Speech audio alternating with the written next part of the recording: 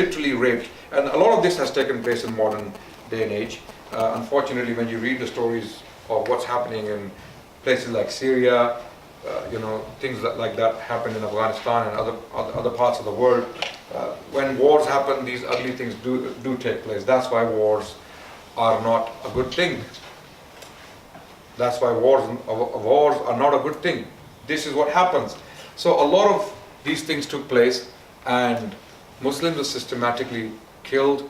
Many people were enslaved, and some people were able to make away with their lives, and they took refuge in the city of Mosul, where Ibn al-Athir personally witnessed the refugees. He met the refugees. It is like someone like you go to Turkey and you see the Syrian refugees coming, having been devastated and raped and killed and injured and all sorts of things. So Ibn al-Athir saw all of that, and he was very disturbed by what he saw. The treatment the Muslims had received, the Muslims of Bukhara had received at the hands of the Mongols, was completely devastating for the minds of the Muslims who came across it. So Ibn al-Athir writes about it. He was alive at the time. He saw the very refugees, and he was the one who was one of the first people to comment on it. He was a contemporary of these events. Ibn al-Athir is a very interesting character. He is a very important historian for us to remember as Muslims. He outlived the Crusades. It is thought that he actually met Sultan Salahuddin Ayyubi as well, and he lived long enough to see what the Mongols did later on to the Muslims. And then after Bukhara, Samarkand was attacked, and same things happened there. Catastrophes of a grand scale, absolute barbarity, even by the standards of the Middle Ages. People were ripped apart. In some cases they were pulled, Mongols would tie people with horses and rip them apart alive, and women's bellies were ripped open and kids were taken out, and this is what Ibn al-Athir writes, and they were killed.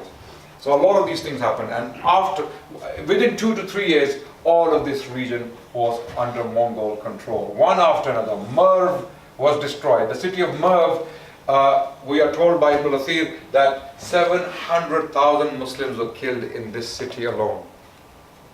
Over 500,000 people, close to 1 million people, according to Ibn al-Athir, and I don't believe the numbers. They may be, I don't think that's possible.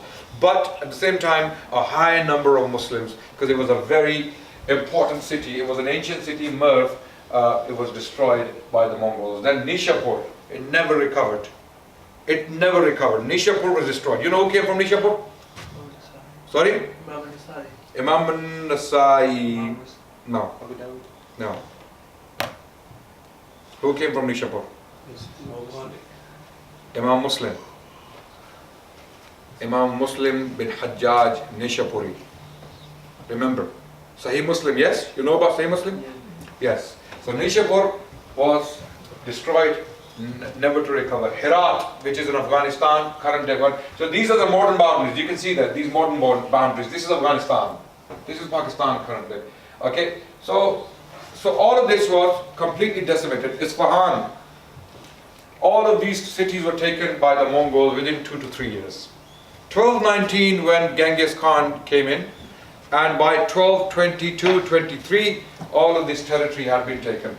Now Khwarazm Shah, who was supposed to be fighting back, moved from city to city to save his life and his family and his wealth. He kept moving with his treasure and eventually ended up dying soon after. In 1220, Khwarazm Shah was dead, when the Mongol invasions were still going on. He was on the run, he died. His son Jalaluddin bin Muhammad Khwarazm Shah, please go back. Jalaluddin, this is his coin. Jalaluddin Khwarazm Shah, who governed for another 10 years, also tried to fight back against the Mongols, but he could not be successful because there was division within the Muslim ranks.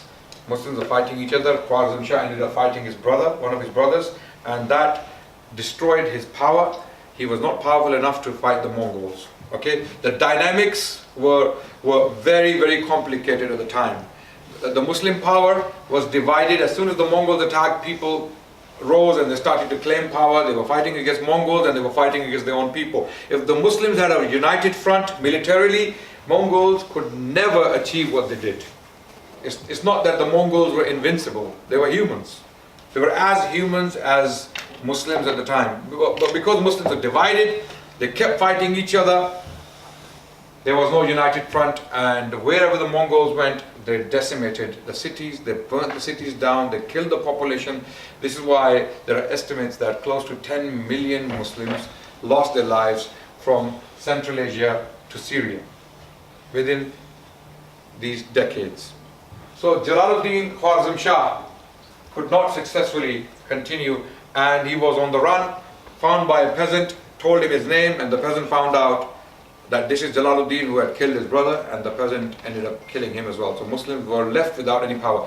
Ibn al-Athir states about Jalaluddin and his father that the reason why no one could help them is because when they were expanding their empire, they were killing all the kings they were conquering. Muslim kings, when they were expanding their empire, every Muslim king or ruler they came across, they killed him.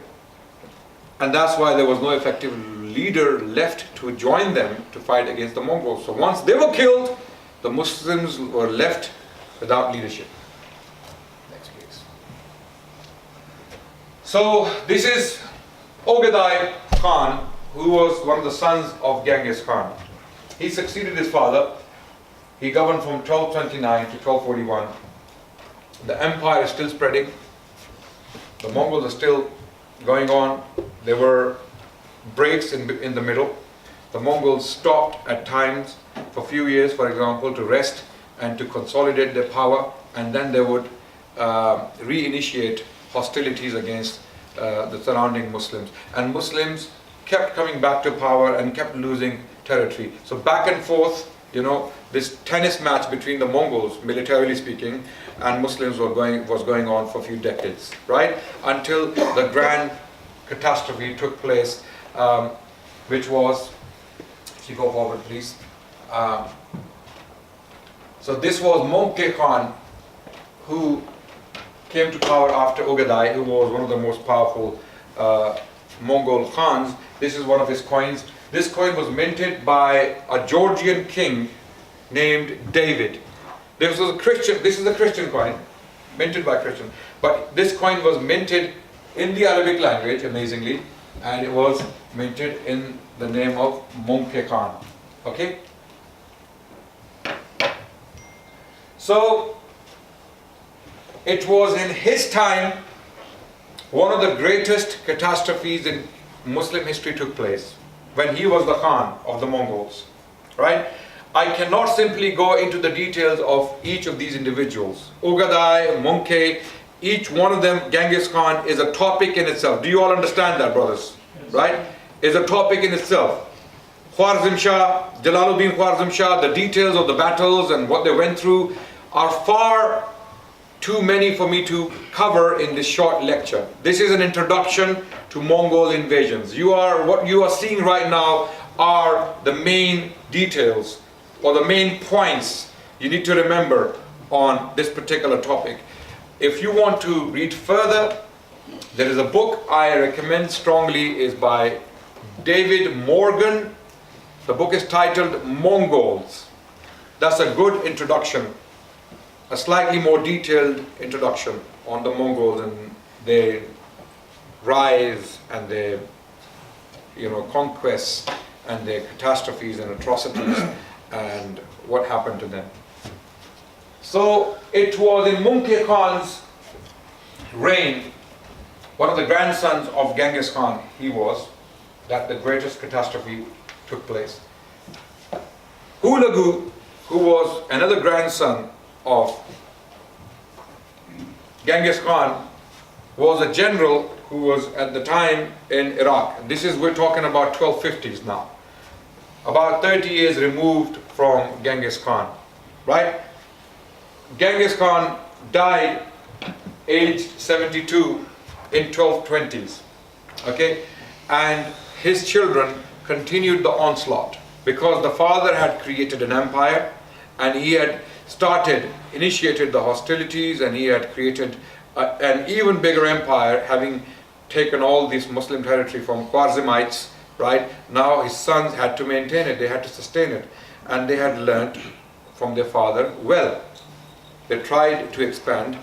They had difficulties. There were divisions among the Mongols as well. Mongol Khans did fight each other for power, no doubt, but they continued taking territory because the Muslims were not getting the message, even then, that they needed a united front against the Mongols to survive, to protect the remaining populations of the Muslims.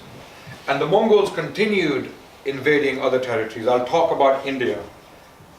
Do you know the Mongols invaded India? Pakistan? Mongols invaded Lahore. There were battles between the Mongols and the Muslim sultans of Lahore and Delhi. Do remind me if I don't cover it. Before I finish, remember to mention Pakistan, Lahore, and I'll talk about it very quickly. So, this was the greatest catastrophe, one of the greatest catastrophes in the history of Islam, the siege of Baghdad. Because the Mongols had been expanding, and they knew that so long as Baghdad is standing, they cannot possibly claim complete victory over the Muslim empire. Even though the caliph was tributary, he was just an honorary caliph. He was, a caliph in name. He was like a puppet. And people would acknowledge his sovereignty over their kingship, but he didn't have any power in the real sense of the word. Even sultans in India, when they minted the coins, they would have the name Mustasim on the coin. They did acknowledge his spiritual sovereignty, his eldership, if you like, right, in governing the Muslims in spirit, but not physically, right? So he was simply confined to the city of Baghdad and its surrounding area, right? Baghdad at the time was the largest city on the planet. It had the largest libraries in the world, it had the largest hospitals, it was a civilization in itself. There were many scholars there were many schools there were many science labs there were observatories there were philosophers there were poets there were scholars there. Baghdad was such a huge civilization that the sophistication of Baghdad became a liability for itself. They became so sophisticated that they became too weak. How does that work? How does that work? The whole They got involved with luxury too much. They were in fashion too much. Louis Vuitton and Gucci, and nowadays, Muslim men who wear these kind of things, yeah? Someone said, because you know what I'm talking about. Nowadays, Muslim men are very similarly doing fashion, like they are very close to ladies. Very close to ladies. This is what happened in Baghdad at the time. Men were not really those men, leaders, thinkers, intellectuals, policymakers, far-sighted rulers. They were not like that. They had lost their sight. They couldn't see what's happening around. I believe as soon as the Khalifas of Baghdad heard that Genghis Khan is in, they should have taken some important measures to protect their people, right? But they were not doing that, unfortunately. They were still busy listening to their singing and dancing sessions. Drinking was rife. People were involved in romantic poetry. All these things are taking place. There's no doubt they were good scholars at the time as well, right? So this is the catastrophe that took place in 1258. Cut the long story short, Hulagu, one of the grandsons of Genghis Khan, decided that Baghdad must be taken if the Muslim empire at large is to be subdued. And he besieged Baghdad. Before he did that, of course, he made many preparations.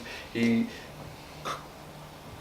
carved roads between China and Iraq to make sure that the military, the army, can travel safely, comfortably, and he made sure there is plenty of pasture for animals. All the strategic measures he had to take in order to subdue Iraq or Baghdad, he did that, right? And then he started to send out his spies to check what the military situation is in Baghdad. The military situation in Baghdad, unfortunately, was that there was a prime minister called Ibn al-Alqami, okay?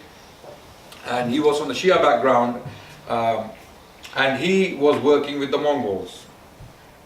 How do we know this? Because he was appointed as the ruler after the Caliph of Baghdad had been killed.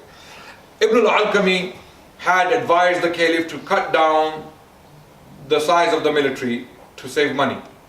The Caliph, although he was a very pious man, Ibn Kathir praises him in his history that he was a very pious man, but piety is not always necessary for effective governing.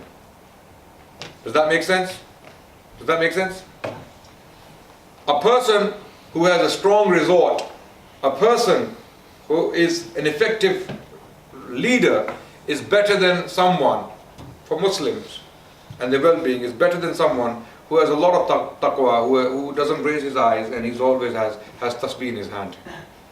You know what happens nowadays? People choose leaders who are the most pious people in the clan, but they might be the weakest in resort. This is something we don't understand. And you may ignore someone who appears to be not as strong religiously as the other person you have chosen. Imam Ahmad was asked this question. We have two options. One is a pious person, he's very pious, but his resort in making decision is weak. And the other option is someone who is personally weak, he has personal weaknesses, but when it comes to his resort to lead his people, he's very strong. Who shall we choose?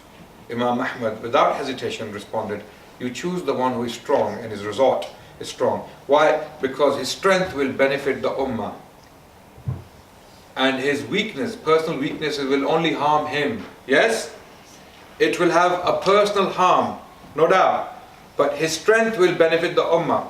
On the other hand, the pious man, his piety only benefits his person. But his weakness in resort will harm the ummah.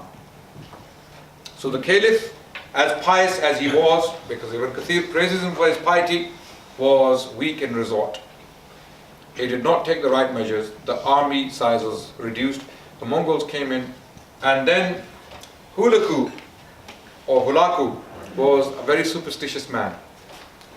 Some people came from Baghdad and advised him, do not attack the city, this is a blessed city. Anyone who attacked the city was destroyed. You will be destroyed. He was a very superstitious man. He said, no, I will not attack. Then there was another astrologer and an astronomer called Nasiruddin al-Tusi, very famous man, also from the Shia background, advised Hulaku to attack the city of Baghdad and do not care about these superstitious ideas. Cut the long story short, the attack was done, many people were killed, and people tried to resist, and the resistance was naturally limited because the Caliph had reduced the size of the army, and there were many traitors who had joined the Mongols, including Muslims who had joined the Mongols to attack. There were Christians in Mongol army, Georgians, for example, Georgian mercenaries.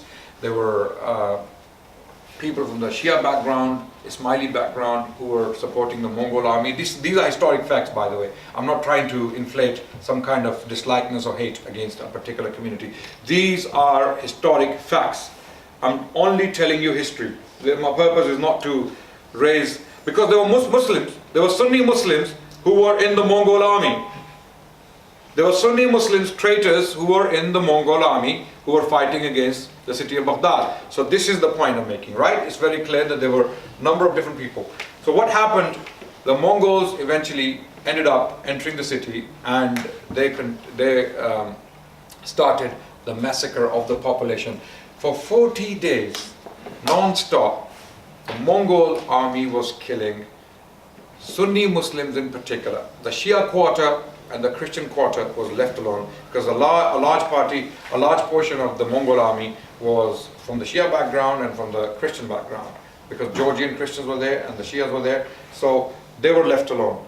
But the rest of the population was slaughtered without mercy. Ibn Kathir narrates that a Mongol woman would come. This is how weak the Muslims had become at the time.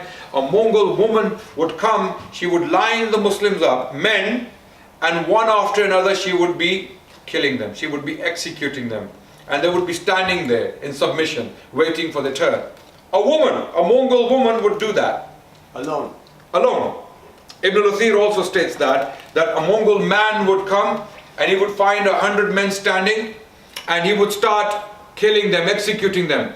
The Muslims of the city of Baghdad had become so weakened and so feminine that they could not defend themselves because of their fashions and their acquaintance with luxury and nice clothes and nice curtains and nice carpets and nice chandeliers and fountains and all these things. These were civilized people, right? Fighting a barbaric clan, right? This is what it was. They had become so civilized. Are you listening?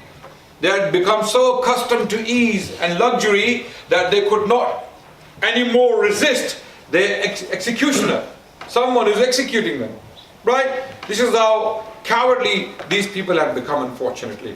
Or another reason could be that they were completely terrified.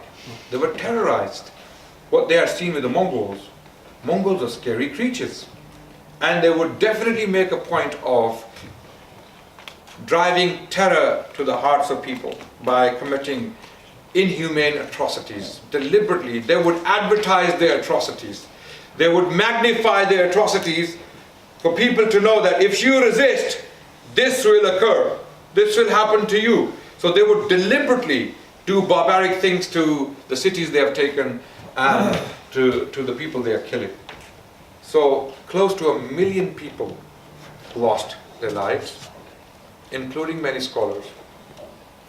And before this happened, Hulagu had asked all the dignitaries of the city of Baghdad to come out and meet him. Caliph came with almost 700 dignitaries from Baghdad. That included poets, scholars, intellectuals, businessmen, leaders, military generals, important advisors, and the Caliph. All of them were killed except few. They were kept alive. All of them were killed immediately. The Mongols got the hand, and can you imagine the cream of the crop they destroyed in this one day? Can you imagine how many intellectuals and how many minds they destroyed in one day? No one can imagine that. This was a great catastrophe. This was a huge catastrophe for the Muslims. And scholars killed within this particular group people like the son of Ibn al-Jawzi. You know who Ibn al-Jawzi is? Ibn al-Jawzi is one of the greatest scholars in the history of Islam who ever lived. This is not Ibn al-Qayyim al-Jawziyah. I'm not talking about him. I'm talking about Sheikh Abul Farj Abdurrahman Ibn al-Jawzi, the author of Tilbis Iblis. Have you seen the book, The Devil's Deception? Yeah. Okay. He wrote the book. Ibn al-Jawzi was one of the greatest scholars who lived in Baghdad. His very son was killed among the victims by the Mongols. And many more scholars like that were killed in Baghdad. So Baghdad was completely decimated. Now a greater catastrophe, the Library of Baghdad. The Library of Baghdad, which was second to none in the entire history of humanity. The books therein were lost. You cannot imagine. I'm talking about even Greek knowledge was lost in there. Because many manuscripts belong to the Greek legacy. Many Greek works were translated into Arabic during the early Abbasid period, and they were still in this library. This library contained books going back to the time of the Prophet ﷺ.